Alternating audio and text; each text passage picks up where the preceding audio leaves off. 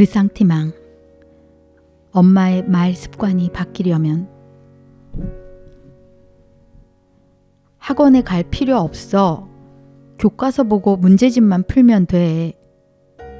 엄마인 나의 르상티망이다.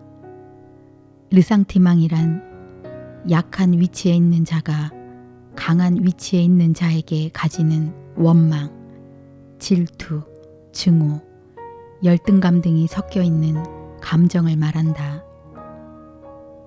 독일의 철학자이자 고전 문헌학자인 프리드리히 니체가 제시한 르상티망은 앞에서 열거한 감정들과 함께 행동까지도 포함하는 폭 넓은 개념을 가지고 있다. 소와 사자 우화를 소개해 본다. 소와 사자는 서로 사랑하는 사이였다. 소는 자신이 좋아하는 음식인 풀을 사자에게 열심히 가져다 주었고, 사자는 자신이 좋아하는 음식인 고기를 소에게 열심히 가져다 주었다. 각자가 먹기 곤란한 음식이었지만 거절하면 사랑하는 상대가 상처를 받을까봐 소와 사자는 기쁜 척하며 억지로 음식을 먹기도 하고 맛있게 먹는 신용을 보이다 몰래 뱉어내기도 했다. 하루가 지나고 이틀이 지나고 한 달이 지났다. 소와 사자는 몸에 맞지 않는 음식을 먹어댔던 통에 탈이 났다. 그리고 상대의 감정을 배려했던 소와 사자의 마음은 원망과 증오로 바뀌게 되었다. 어쩜 이렇게도 나를 모를 수가 있어. 내가 비쩍 말라가는 모습을 보고도 걱정이 안 되나 보지? 설마 내가 죽기를 바라고 있는 거 아냐? 원망과 증오는 불신이 되었고 사랑은 식을 대로 식어버렸다. 결국 소와 사자는 이별을 택했고 각자의 길을 떠나며 서로를 향해 동시에 똑같은 말을 했다. 난 최선을 다했어. 소와 사자는 르상티망에 빠져 있었다. 자신의 마음을 몰라줬던 상대를 원망하고 증오하더니 자신은 최선을 다했다는 자기 합리화로 왜곡된 감정과 해석을 진실로 삼아버렸다. 진짜 서로를 위했다면 왜 라는 질문과 어떻게 라는 방법으로 대화를 했어야 했다. 소와 사자가 서로에게 하지 않았던 질문, 찾지 못했던 방법을 나에게 적용시켜 본다. 학원에 갈 필요 없어. 교과서 보고 문제집만 풀면 돼. 아들 셋을 키우며 지금까지 내가 가지고 있는 생각이다. 100% 틀린 생각은 아니다. 그런데 이 생각을 말로 표현하기까지 내 마음 상태, 생각이 말로 표현된 형태가 잘못되었다. 학원은 갈 필요가 없는 곳이 아니다. 학교 공부를 보충해야 할 때, 심화 과정이 필요할 때, 기타 다른 이유를 충족시키고자 한다면 얼마든지 가야 하는 또는 갈 수 있는 곳이다. 내가 학원을 갈 필요 없는 곳이라 단정지어 말하게 된 의식에는 열등감이 숨어 있었다. 남편은 교회 전도사로 우리 가정은 사역자 가정이다. 평균 이하의 생활비로 5 식구가 살아온 지 18년이 되었다. 우리는 하나님께 선택받았어. 이 정도 가난은 거룩한 마음으로 감수해야지. 난 돈이 싫어. 돈 없어도 괜찮아. 라는 생각으로 가난을 거짓된 긍정으로 그럴싸하게 포장했다. 신을 위해, 타인을 위해 우리 가정의 가난을 정당화시켜 우월감을 가지고 싶은 마음이 강했다. 이 즈음에서 프랜시스 베이컨의 부를 얻을 가망이 없는 사람들이 부를 경멸한다라는 글도 읽게 되었다. 수많은 자녀 교육서에는 엄마가 아이에게 절대로 해서는 안 되는 말이 있다.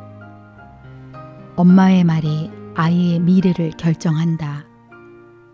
엄마도 말을 공부해야 한다 등 엄마의 말에 대한 가르침을 주고 있다.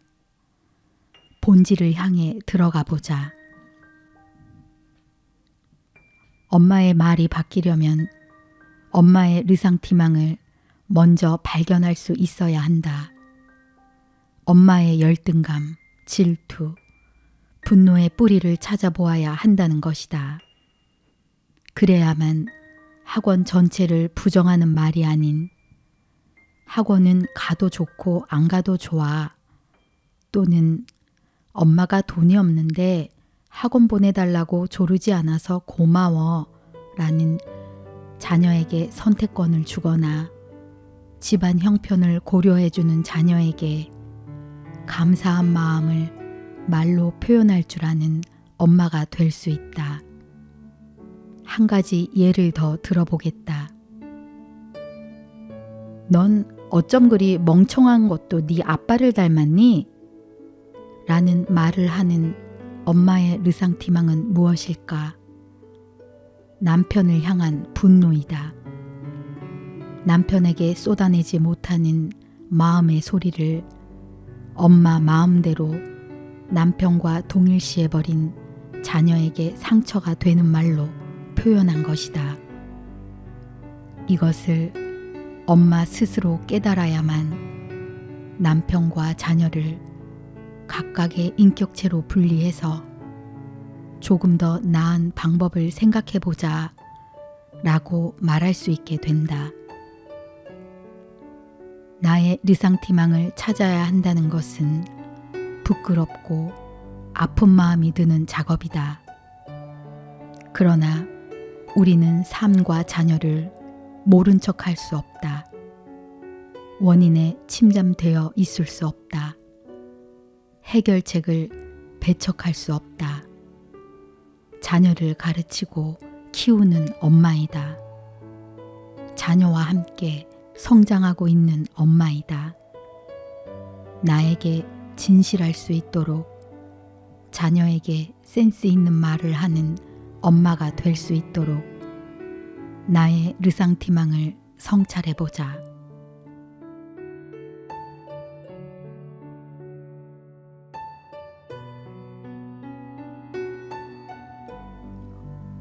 오목은 넣어둬.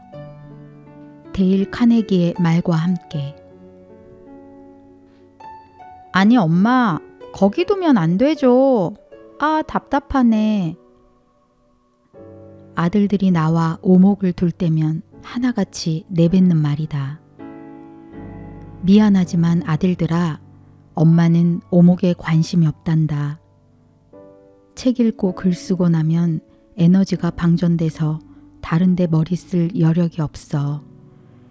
그냥 너희들이랑 같이 시간을 보내는데 의의를 두는 거지. 아들 셋과 남편을 보면 확실히 남자들은 전략을 짜면서 이기고자 하는 놀이에 관심을 많이 보인다. 그런데 여자인 엄마인 나는 생각한다. 저게 왜 재미있는 걸까? 이겨서 뭐 하려고 그러는 걸까? 아들들이 바둑알을 여기에 두어야 한다. 거기에 두면 안 된다. 아무리 설명을 해줘도 정말 못 알아먹겠다. 그리고 피식 웃게 되었다. 아들들의 틀린 수학 문제를 설명해 줄 때, 아들들의 틀린 받아쓰기 글자를 설명해 줄 때 열받아 하던 내 모습이 떠올랐기 때문이다. 엄마가 화가 나는 건 집중하면 할 수 있는데 대충 하려는 태도 때문이야. 제대로 좀 풀어봐. 몇 번만 더 연습하면 맞을 수 있는 문제였는데 왜 매번 틀리는 거야? 너를 판단한다. 너는 이해 불가한 행동을 하고 있다. 너는 말귀를 못 알아듣는다. 너는 참 답답하다. 이런 뜻을 담고 있는 말들을 훈계랍시고 조언이랍시고 엄마랍시고 그럴듯하게 포장해 왔다. 그때 내가 했던 생각을 이 아이들도 지금 엄마를 보며 비슷하게 하고 있겠구나 싶었다. 사칙 연산 외의 수학 공식들은 몰라도 이 세상 살아가는데 불편함이 없다. 지금은 수도 없이 틀려오는 한글이고 띄어쓰기이지만 어른이 되어서까지 한글을 몰라서 힘들어하는 사람 없고 띄어쓰기는 한글과 관련된 일을 하고 있는 사람들을 제외하고는 남녀노소 어려워하는 분야이다. 우리말 띄어쓰기 정말 어렵다. 뭐 오목도 마찬가지 아니겠는가. 좀 못하면 어떻고 좀 이기면 어떠한가. 먹고 살아가는데 전혀 지장 없다. 이런 발칙한 것들 때문에 그동안 서로 열을 냈던 걸 생각하니 부끄러워진다. 다른 사람을 비난하지 마라. 비난이란 집 비둘기와 같다. 집 비둘기는 반드시 돌아온다. 데일 카네기의 말이다. 틀린 수학 문제와 틀린 받아쓰기를 보며 아이들에게 화를 내며 비난과 판단의 말들을 했던 건 내가 아이들을 사람으로 바라보는 시선이 부족했다는 뜻이다. 만약 나의 지인인 어른이 수학 문제를 틀리고 받아쓰기를 틀린다면 하하하 그냥 웃고 넘길 일이다. 당신은 어른이 되어가지고 이것도 틀려요? 초등학교 공부를 다시 시작해야겠어요. 라고 말한다면 나의 정신세계는 이상하다는 결론에 이르게 될 것이다. 나에게 있어 오목은 아이들의 수학 문제와 받아쓰기 같은 영역이다. 아무리 해도 재미없고 아무리 해도 관심 없고 아무리 해도 성장할 기미가 보이지 않는, 그렇다고 내 삶에 어떠한 영향력도 미치지 않는, 이제부터라도 수학 문제와 받아쓰기 보기를 돌같이 하며 아이들을 인격체로 바라보려는 노력을 해야겠다. 아이들에 대한 비난과 판단의 말을 거두어 드려야겠다. 그러니 얘들아, 부탁인데 이제 오목은 넣어두자. 엄마, 나 받아쓰기 40점 받았어. 100점 맞을 수 있었는데 말이에요. 오늘도 막내 아들은 자랑할 만한 점수가 못 되는 40이란 숫자를 나에게 당당히 이야기했다. 그리고 40점과 100점의 틈이 얼마나 큰지도 모른 채 거드름을 피웠다. 아무 말 하지 않았다. 속으로 말했다. 잘났어, 정말.